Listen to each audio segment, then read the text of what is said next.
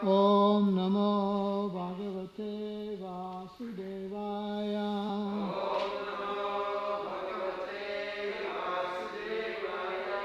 Om Namo Bhagavate Vasudevaya.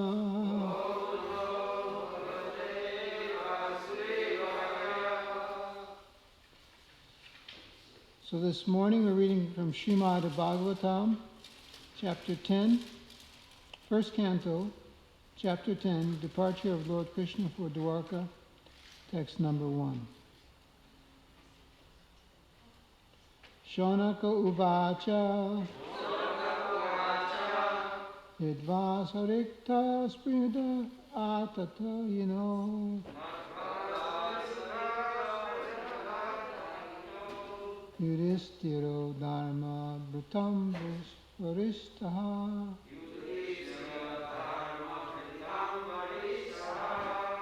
Sahanujay Pratya Viruddha Bhojana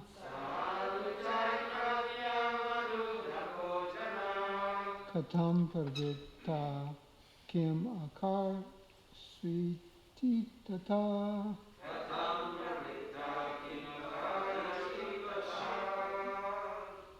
Vidva Sarvikta Sprida Atatinino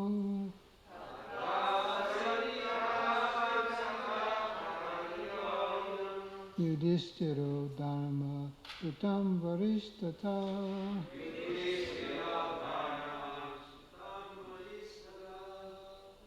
Sahanujay Pratya Viruddha Bhojana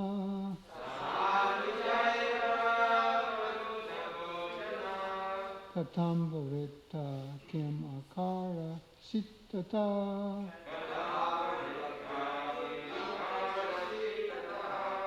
Ridva Sarikta Sprida Ata Yino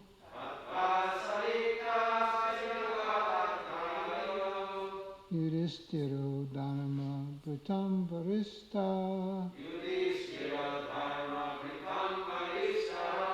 Sahanujay Pratya Viruddha Bhojana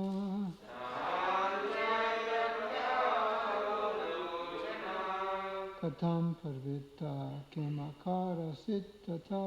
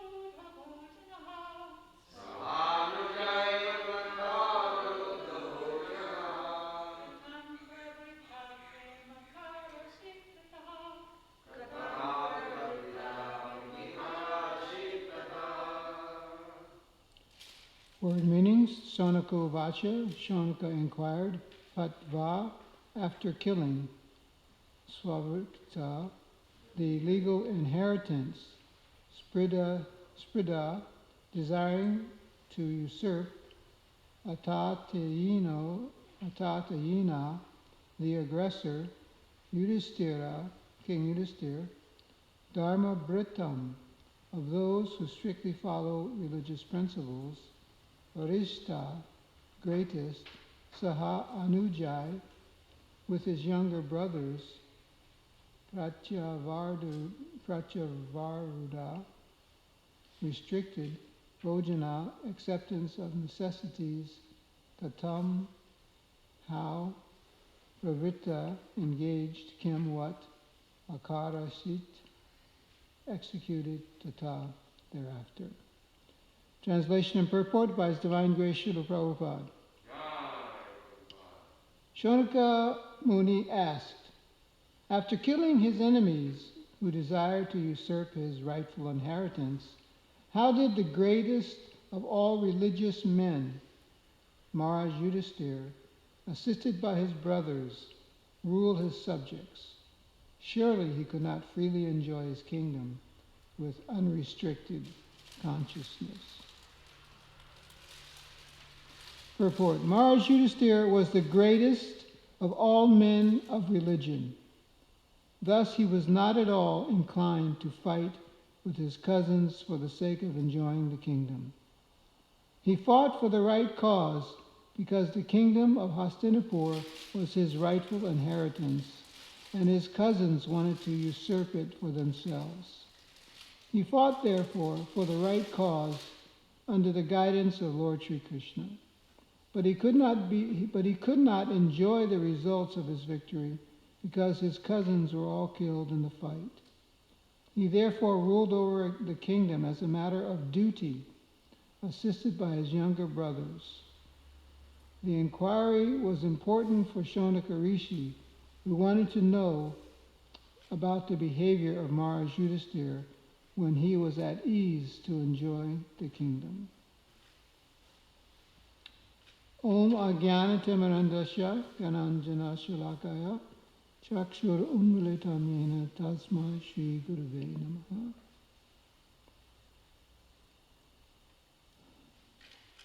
So duty is the subject for today.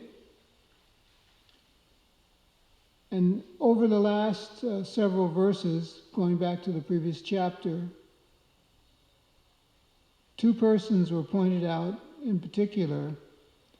Although everyone in this circumstance at this time, in relation to the Mahabharata war, everyone executed their duty or their dharma to various degrees. But three persons are pointed out over the last several verses who exemplified the performance of their duty and are specifically pointed out as such by Srila Prabhupada in his purports and in the verses of Srimad Bhagavatam. Those three persons are Bhishma Dev, of course, the subject matter particularly of the last chapter in Srimad Bhagavatam, the passing away of Bhishma Dev. So Bhishma is one. You'll recall just a couple of days ago we heard about Gandhari. And Gandhari was another person. Actually, we've heard so much of the glories of Bhishma Dev, but Prabhupada makes a very nice statement in his purport. He says, Gandhari, although a woman, is no less than Bhishma Dev in character. They are both remarkable personalities in the Mahabharata. So Bhishma performed his duty in an exemplary way. Gandhari also. And the third person is described in this verse today as Maharaj Yudhisthira. Yudhisthiro Dharma Brita. Yudhisthira Maharaj is described as the greatest of all religious men. That means, in terms of his dharma, religious men, it doesn't mean that he was the best pujari or that he performed Vedic rituals very nicely, fire yajna. But when it describes him as the best among religious men, it means by performance of his dharma or his duties. And it's interesting that the word duty has certain connotations that we see played out in the life of all of these three great personalities, Bhishma Dev, Gandhari, and now Yudhisthira Maharaj.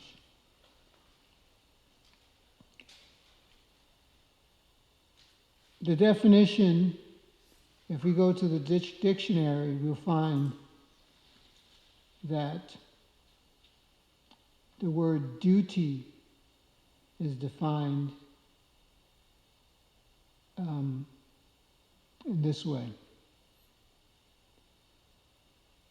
Duty is done from a sense of moral obligation rather than for pleasure. A sense of moral obligation rather than pleasure. That's the exact description that we find in this verse of Srimad Bhagavatam today. Because it describes, Shonaka Rishi's asking, I know that Maharaj Yudhisthira is Dharmaraj. He's the greatest performer of religious activities, the greatest king in this regard. But he knows, and he asked the question that I know that Maharaj Yudhisthira couldn't be enjoying his kingdom. Even though he performed his dharma perfectly and he attained the kingdom, Shonaka Rishi is inquiring that I know that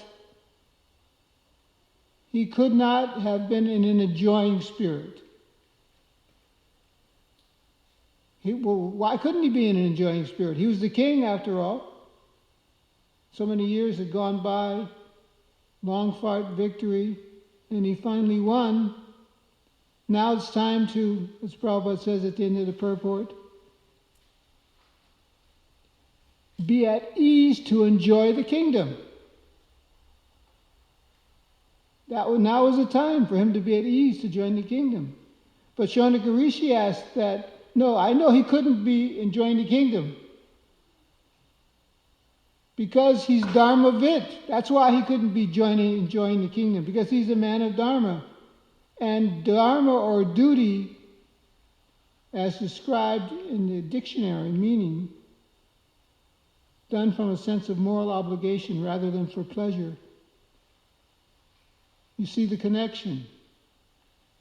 Shonaka Rishi is saying, I know he couldn't be doing this for pleasure, because that's not Dharma. That's not why one performs Dharma, so that one can enjoy in times of ease. And so he inquires like this. I know that Maharaj Yudhisthira could not freely enjoy his kingdom with unrestricted consciousness. His consciousness exemplifies Dharma. Not a time for enjoyment. Indeed, those that perform their Dharma often find themselves with nothing more than the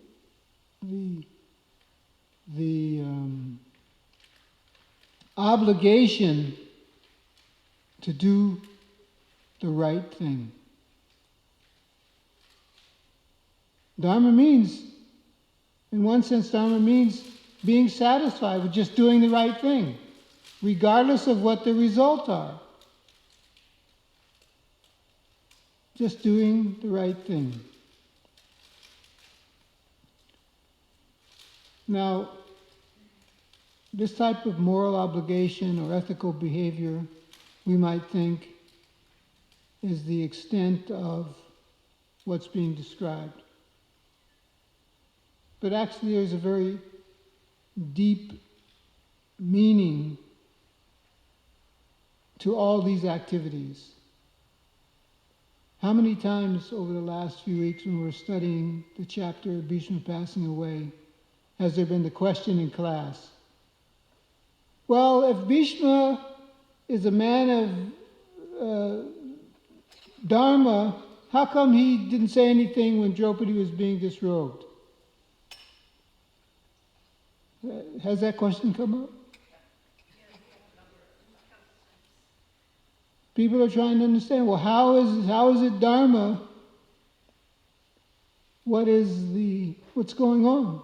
It seems like adharma, irreligious activity. But Bhishma Dev is pointed out as being a great man of Dharma. Well, there's more than just mundane morality that's being described. Actually, what's being described is transcendental rasa. That's what's being described. Lord Krishna, he's right there, he's part of this. And if we go to the Nectar of Devotion, Bhakti Rasamrita Sindhu, we can get some idea of how the performance of Dharma is symptomatic of relishing transcendental, loving exchanges with the Supreme Lord. So to understand completely, we have to examine that. So let's go to the Bhakti Rasamrita Sindhu and try to understand something of this chivalrous rasa.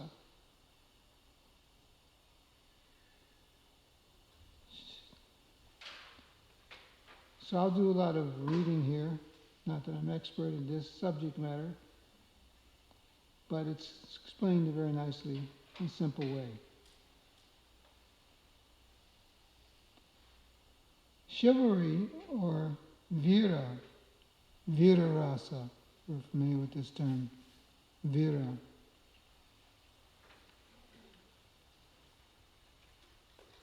There's three types of chivalrous mercy, chivalrous rasa. There is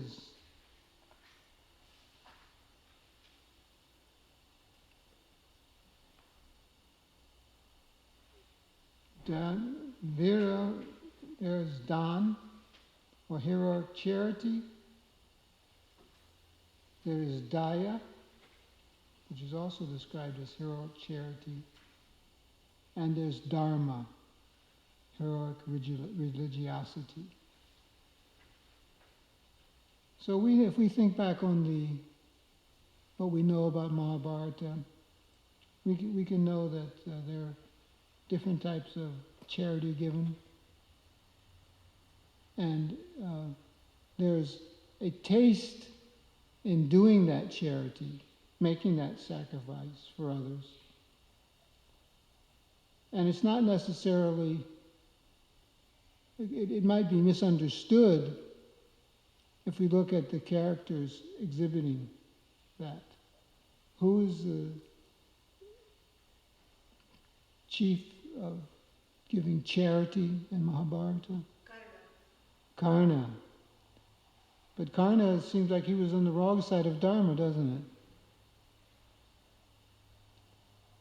But he was very inspired to give charity, dan. So there's two types of charity, dan and daya. So what is the difference?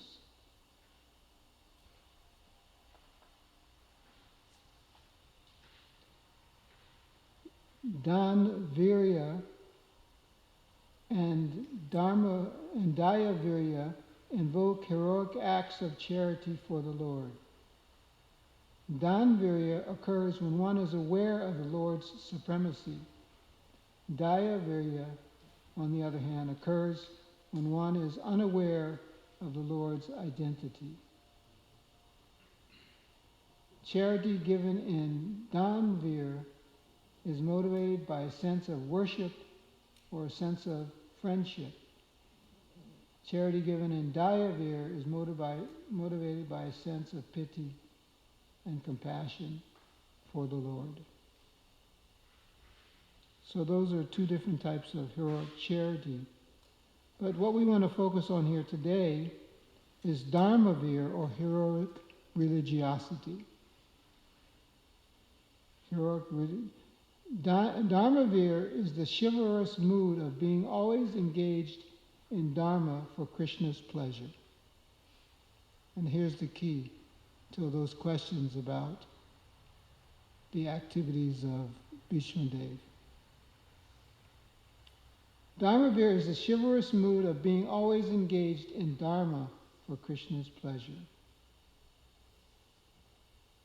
Any person who is always ready to satisfy Krishna and who is always dexterous in executing devotional service is called Dharma virya, or chivalrous in executing religious rituals.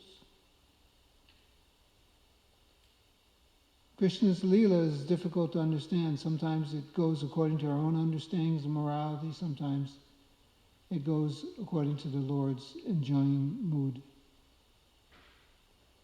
So, if we see the activities of Dharma, and indeed Bhishma Dev was executing Dharma, or contemplating Dharma in the vicious assembly when Draupadi was being disrobed. But it's all part of Krishna's plan. And so, by executing his Dharma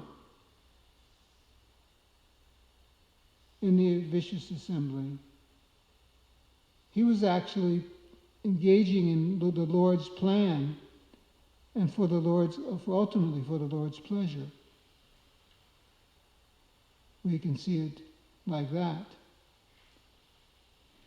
To enjoy this taste of Dharma virya, heroic religiosity, Krishna's pastimes are arranged in such a way that they are dependent upon and amplified by his servants, even though it seems like by their acting according to their Dharma, it's contrary to moral principles. But no, the purpose is the satisfaction of the Supreme Lord. One performs one's Dharma for that purpose. And even if it's contrary to mundane principles of morality, what's actually the right thing to do? What's actually the right thing to do? So we have to see to that extent if we're going to truly understand these activities. And these things being described in Srimad Bhagavatam, which is Dharma Projita Kaitavotra Nimatsaranam Satam, which has already kicked out all materially motivated aspects of religion and established the Transcendental Lord's pleasure as the supreme Dharma. We have to see the descriptions in that light, to that degree, not just in terms of mundane morality, but according to how the Lord is pleased.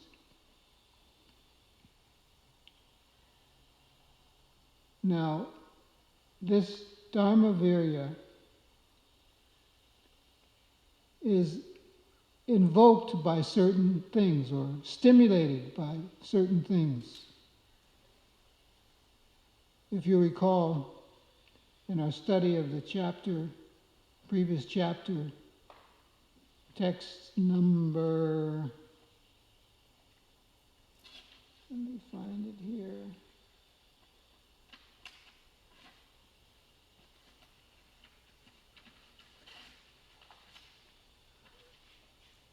Text number 45 describes the moment when Bhishma Dev passed away. And it contains some wording that is impetus for this Dharma Virya.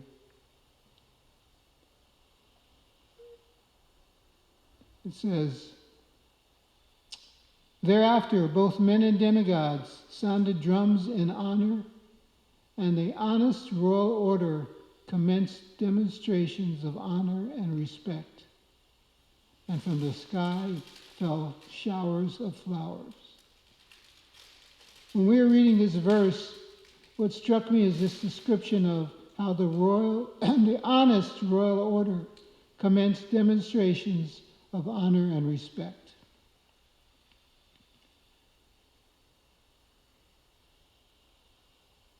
Bhishma was a great general, a military man.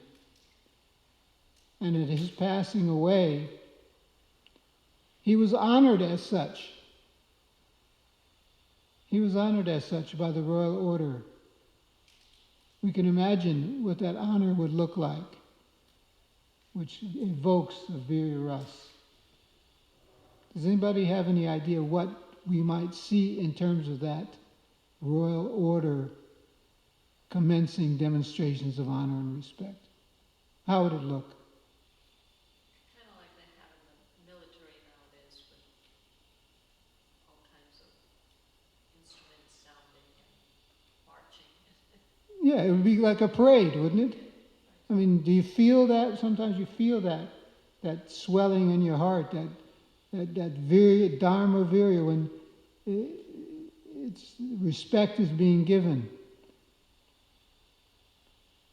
And there's soldiers marching, there's band music playing, 21-gun salute or whatever.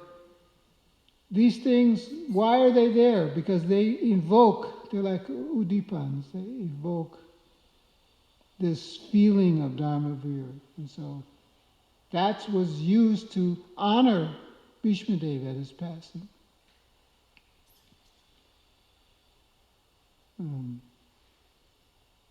And so there are several types of impetuses like that are described in Nectar Devotion. So I'll just read. Udipana. Hearing the scriptures is the impetus to becoming Dharma Virya, a hero of religiosity. Anubhava, the anubhavas, the types of ecstasy that follow from the stimulus are moral conduct, tolerance, sense control, and sense control are the results of becoming Dharma Virya. This describes Yudhisthira Maharaj in today's verse.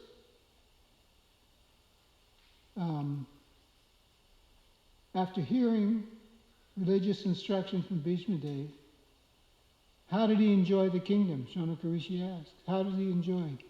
I know he couldn't be just enjoying it as a sense enjoyer, because that's not Dharma. So his Dharma was a transcendental emotion, and it was exhibited in terms of moral conduct, tolerance, and sense control. That defines Yudhisthira Maharaj, doesn't it? Verse today is Yudhisthiro Brita. So these anubhavas, they actually define the character of Yudhisthira Maharaj: moral conduct, tolerance, and sense control. Prabhupada says, Dharma Veers are produced after going through the authoritative scriptures, following moral principles, being faithful and tolerant, and controlling the senses. Srila Prabhupada describes how Maharaj Yudhisthira performed many yajnas to the demigods for Krishna's pleasure. Therefore, the section ends by explaining how it is possible to worship the Lord by performing sacrifices to the demigods. So Maharaj Yudhisthira gave pleasure to Krishna by being a Dharma Veer. That's why he engaged in the activities ultimately, not for moral purposes or any kind of mundane purpose to enjoy the kingdom, but to please Lord Krishna. That's why he performed his Dharma. That's how we should understand the Dharma performed. And actually it's not that difficult, or it's not that rare, because we see this kind of display of acting or restraining oneself or dedicating oneself to a higher purpose. The United States Marine Corps uses such feelings, such emotion to attract recruits. There's a billboard that caught my attention on I-75. It pictures a young man, maybe 20 or 21, smartly dressed in a Marine Corps uniform, sharply saluting. The billboard carries a legacy of self-sacrifice, of nobility, of spirit, of being prepared to lay down one's life for a higher principle. So you know what the billboard says? It says, what does it say? A commitment to something greater than themselves. A commitment to something greater than themselves. Same kind of idea, isn't it? Why did Maharaj Yudhisthira fight the battle of Kurukshetra? Because he knows Krishna wanted that. So therefore his dharma was to please Krishna by fighting. But not for his own enjoyment. Prabhupada points out that this question by Shaunaka is very important. This inquiry was important for Shaunaka Rishi, who wanted to know about the behavior of Maharaj Yudhisthira when he was at ease to enjoy the kingdom. He wanted confirmation that no, Maharaj Yudhisthira is actually a man of Dharma, who's actually performing his Dharma to please Krishna and not to enjoy his senses. Therefore, he had to be restrained in his consciousness. That was an important point for Shaunaka Rishi to establish. And so he did so. Same point is used in terms of the Marine Corps too. Of course, we know that feeling is where it stops, the similarity. People engage in warfare for more selfish purposes in this world, generally speaking. So that's not real Dharma, especially because it's not even moral, or it may be moral, but it's not aimed at pleasing Krishna, which is the real basis of moral Dharma. So just one last point, and that is that we're talking about duties and morality and following those duties. Where do these duties come from? That's the question. Where do duties come from? Does anybody have an idea? Manu Samhita has a lot of duties, yes. But how do they arise in our lives? Social obligation, yes. Responsibility. Varnashram, I like that one. We're born into this world with so many obligations. This is a unique contribution of the Vedic literatures, especially to societies and cultures like in this country.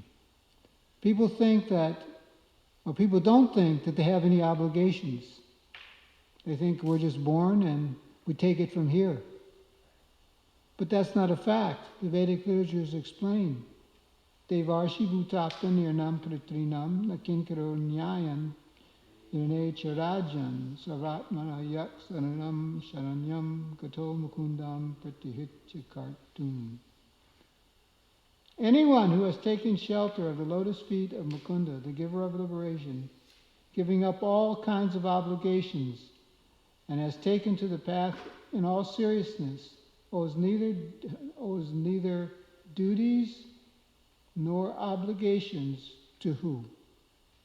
This is where when we're born into this world, we're born with a lot of obligations, and this is the list of them here.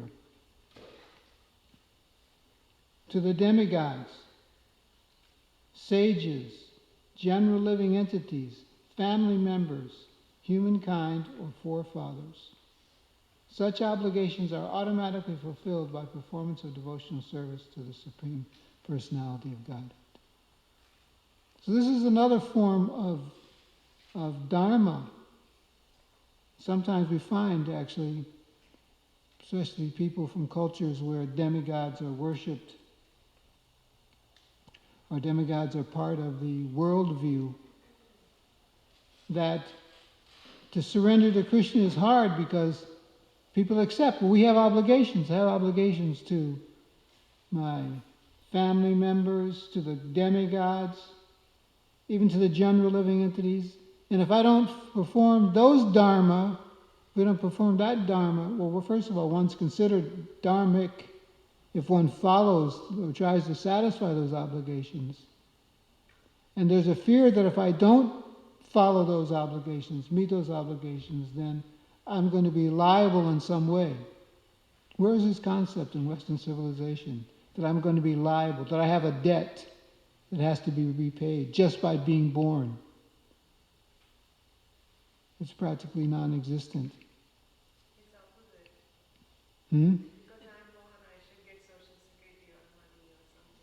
Yeah, there's an entitlement.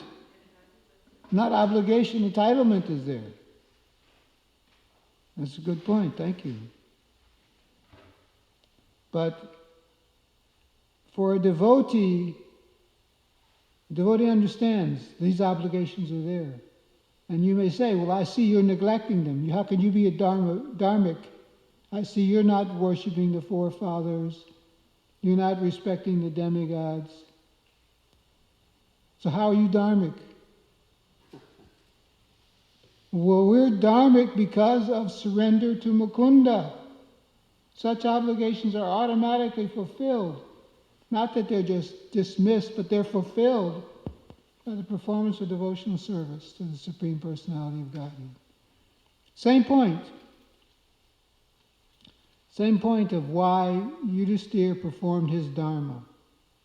Why Bhishma performed his Dharma. Not from a moral purpose of trying to satisfy the demigods or the forefathers, but to please Krishna. And that takes care of all the obligations. That takes care of all the obligations. So, we are free then not to enjoy sense gratification, but to experience and taste transcendental rasa by serving Krishna. And that service may take the form of executing religious activities or dharma in the way that Maharaj Yudhisthira executed them, or the way they were executed by Bhishma Dev, or the way they were executed by Gandhari. Gandhari is such a stark example. Dharma led her to enter the fire of her husband's self-consuming fire. People can't understand. How's that Dharma? Well, two ways. It's not done for sense enjoyment, but it is done to please Krishna, to set the right example. So these are some thoughts on Dharma. There's discussion, question. Yes, Boo. Can Dharma be enjoyable? And if we're enjoying it, are we doing it wrong? No, certainly. Can Dharma be enjoyable? And if we're enjoying it, are we doing it wrong? Chaitanya Mahaprabhu answers your question. Harinam Prem Dan, Harinam Sankirtan. Enjoy the kirtan of the holy name. Chaitanya Mahaprabhu would meet in Srivasanga, which is non-different than the Rasa Leela ground. And he would enjoy every evening chanting and dancing party with his devotees. Were they performing their Dharma? Of course, they were pleasing the Supreme Personality of Godhead. Was it wrong that they were enjoying it? No, it wasn't wrong, because that's the Dharma, the Supreme Dharma, Paro Dharmo for this age, is to engage in Harinam Sankirtan. But in more esoteric manner, even though performance of Dharma may look like it's kind of suffering to the individual, they're not suffering. They're getting a transcendental taste from their surrender to Krishna by performing Dharma. So even if it looks like it's difficulty, not enjoyment, it's actually enjoyment.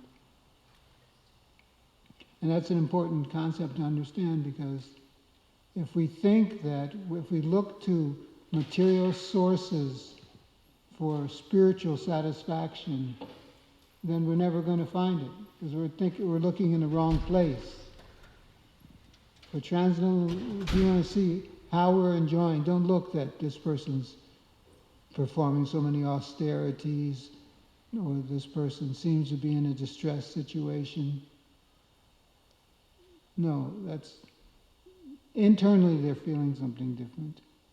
And we have to look for the internal indications of satisfaction, not the external. How would you answer in relevant to American culture, where church promoted the New Orleans devastated, a few years back they had a hurricane or tsunami something. And they were distributing hot dogs, and they also approached me to give donation. So then I was having a discussion that, this is religious activities according to them, that to help the poor and needs, but at the cost of violence, hot dogs, they want to take care of this. Now, people, the young girls, they are very happy, joyful. So in one sense, his question will be, in relevant to his question, that they were happy, and the church is happy, and the people who is getting hot dog, they are going to be happy. But all three of them has to suffer. Is that really religious? Well, I think that we refer to Srila Prabhupada's conception of what happens in the West. That the people are not demonic, but they're just ignorant. And because of ignorance, they try to do good in ways in which, because they have no transcendental knowledge, no way to break the cycle, they end up doing sinful things in the name of piety. And so they just have to be instructed, they have to be given knowledge. And if they're given proper knowledge, then they can understand that yes, we shouldn't kill the animals to try to benefit someone else. Because we have to act dharmically or according to principles of Bhagavad Gita in ways in which we don't harm others. So harming others to help other people is kind of a confused state that we find in terms of all types of mundane morality. What to speak, not just here, also in India, you'll find people doing things like sacrificing animals. And isn't that why Buddha came? Yes. Because they were killing the animals in a religious service. So Buddha came to stop it. You're in ignorance here. You don't know how to do these things. So take instruction. And if you're looking to the Vedas, then I reject the Vedas, he said, because it's not. Those statements aren't as important as what you're doing by killing the animals in the name of religion. So that's our job, to give knowledge to society. Now to look at the other side of the panorama, this verse, Prabhupada quote this a lot, not a lot, but to me in Mayapur, there was one tape was going on and on and on, that's how I learned that. It says, Mat nimittam kitam papam api dharmaya kalpate. Dharma is that which only for my pleasure. This is Krishna himself spoke. And Prabhupada, sometimes, like in this lecture, he says, so our standard of morality, immorality is to see whether Krishna is satisfied. If Krishna is satisfied, then it is morality. If Krishna is dissatisfied, then it is immoral.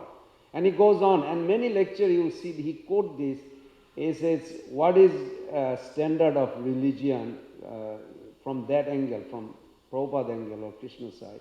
That anything is not, whether Yudhishthira Maharaj should lie or not to Dronacharya, is it moral or immoral? From Krishna's angle, it is immoral from Dharma angle, but for the Hindu angle, majority Hindu, they think it is immoral. Right. Because lack of knowledge of Krishna. Yes. They think they know Krishna actually, but they don't. Yes? Nobody got a tea.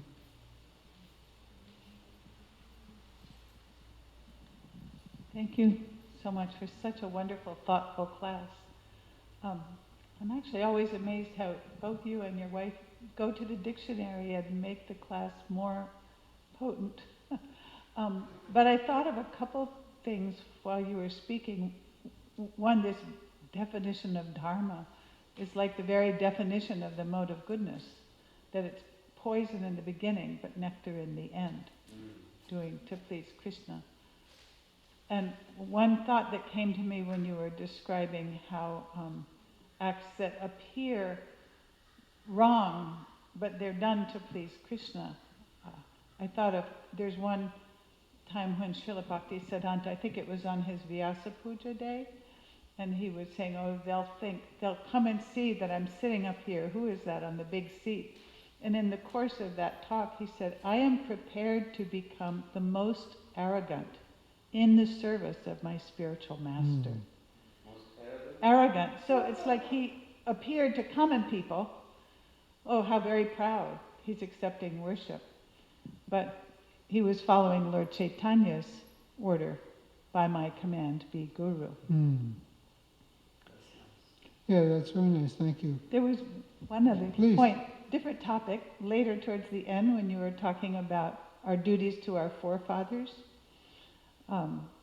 One time, Swarg and I went to see a lady. We had heard there was a woman who was like a medium. Other devotees had gone. So we went to see her, and when Swarga was with her, the lady said, I'm feeling the presence of many, many ladies, and it was like Swarga's forefather ladies. And she said, they're thanking you for what you're doing. Wow. Wow. See, so much goes on, we have no perception. We're like, there's a spectrum, and we have a very narrow band, but other things go on. But people will tell you, oh, you're just imagining this or that, because they're ignorant. So we have to give people knowledge. Another question? The last two, you can read it so he knows you read. This is Akilananda. Okay, Akilananda. Did Maharaj Yudhisthira or Pandavas have hesitation to fight like Arjuna? Well, I'm not sure. We don't hear any description like we find in Bhagavad Gita of Arjuna's being bewildered, but possibly he just took the lead for the 5 brothers and was instructed by Krishna. So I don't know of any place where that's described. Do you? I would say like as Prabhupada says in the beginning of Bhagavad Gita, that Arjuna was put into that illusion. So it's not like Arjuna was bewildered, he was put into that. So from that angle we can look at it. Others are not put in. Okay, yeah, no, others are not. He's specifically put into. Yeah. Yeah, okay. Thank you for sharing Zoom last night. Did Maharaj Das, did Rupananda Das have hesitation to fight like Arjuna? Oh, it's like, I don't understand. Anyway. There's one more.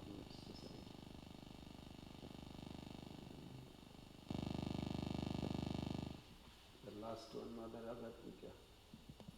What is the difference between an action performed or not performed being the plan of the Lord and justifying one's actions because not a blade of grass moves without the will of the Lord?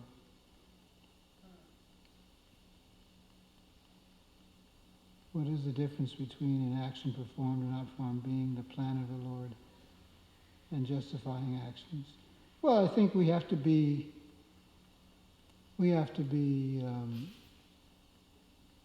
sincere and act with integrity and not have a cheating mentality, and justify actions which aren't described.